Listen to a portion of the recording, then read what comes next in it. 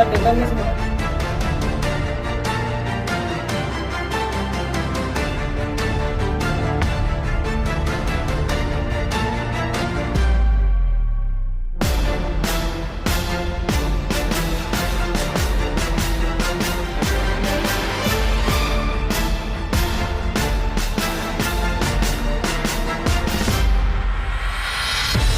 Show के प्रायोजक है मां भवानी डेकोर प्राइवेट लिमिटेड, मतलब a complete floor solution, new 0 mile Dadar road Muzaffarpur. परसों दिनांक 14/7/2024 को देर रात लगभग 9-10 बजे रात को काटी थाना, जो कि पश्चिमी अनुमंडल क्षेत्र अंतर्गत पड़ता है, वहाँ पे एक सूचना प्राप्त हुई कि एक युवक को, जो कि काटी थाना के पकड़ी जगह का रहने वाला है, उसको गोली लगने की सूचना मिली। सूचना मिलने के तुरंत बाद काटी थाना टीम SHO अपने दल बल के साथ दोनों जगह पहुंचे। एक जहाँ पे बताया जा रहा था कि यहाँ पे लगी है, और दूसरी बात जहाँ पे वो एडमिट थे, जो माँ जानकी हॉस्पिटल में। वहाँ के बाद युवक की हालत गंभीर थी, तो उससे कोई पूछताछ तो नहीं कर पाए उससे हम लोग, लेकिन उसके बाद हम लोगों ने तकनीकी और मानवीय साक्ष्य संकलन करना शुरू किया। और उस बेसिस पे जब हम लोग PO पे पहुंचे, तो वहाँ पे जब हम लोग गए तो कुछ क्लियर नहीं हो पा रहा था कि एग्जैक्टली PO कहाँ पे है। तो हम लोगों ने काफ़ी देर वहाँ पे हम लोगों ने हर तरफ खोजा, कुछ ऐसा कि जहाँ पे एग्जैक्टली कहाँ घटना घटी उसको हम लोग देख रहे थे।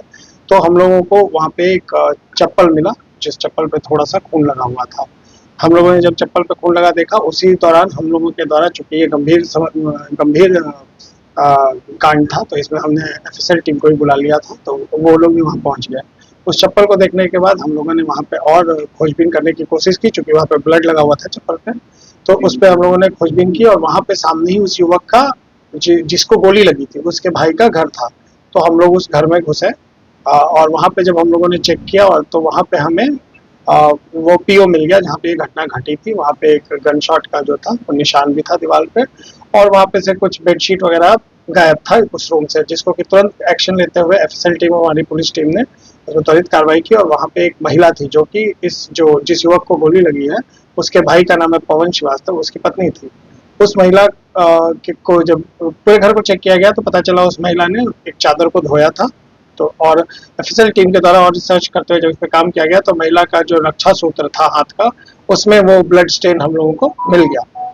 तो उसके बेसिस पे हम लोगों को पता चला कि ये PO यहीं पे है। और फिर उस महिला को हम लोगों ने जब पूछताछ किया, और हिरासत में लेकर जब पूछताछ किया गया, तो महिला के द्वारा बताया गया कि उस दिन शाम में उसके जो जिसको गोली लगी, वो महिला के पति के बड़े भाई हैं, तो उसके भैंसुर को उन लोगों ने बुलाया था। वो फिर अपने घर से वहाँ पे गए थे घटनास्थल पे, जहाँ पे कि ये जिसको गोली लगी, और बाकी महिला का पति पवन और 2 लोग और, जो महिला नहीं बता पाई, बट उन्होंने ये बताया कि 2 लोग और थे।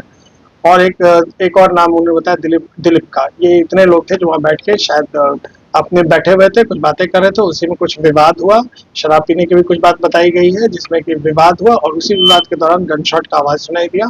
जिसके बाद ये जिसे गोली लगी है, उसको लेके तुरंत कुछ लोग वहाँ से माँ जानकी के लिए भागे, और महिला के द्वारा इतना डिटेल उस वक्त हम लोगों को बताया गया। फिर उस महिला के बताने के बाद जब हम लोगों ने और पूछताछ की और मानवीय और तकनीकी साक्ष्य संकलन किया, उसके बाद हम लोगों ने दिलीप की गिरफ्तारी की। तो दिलीप का ने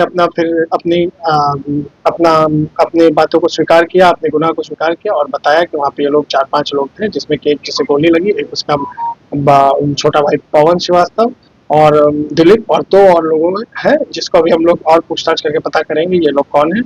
और 3 और लोग थे। तो ये 5 लोग टोटल थे, जिसमें एक को गोली लग गई, और 4 लोग और हैं। ये सब लोग इसमें शामिल थे।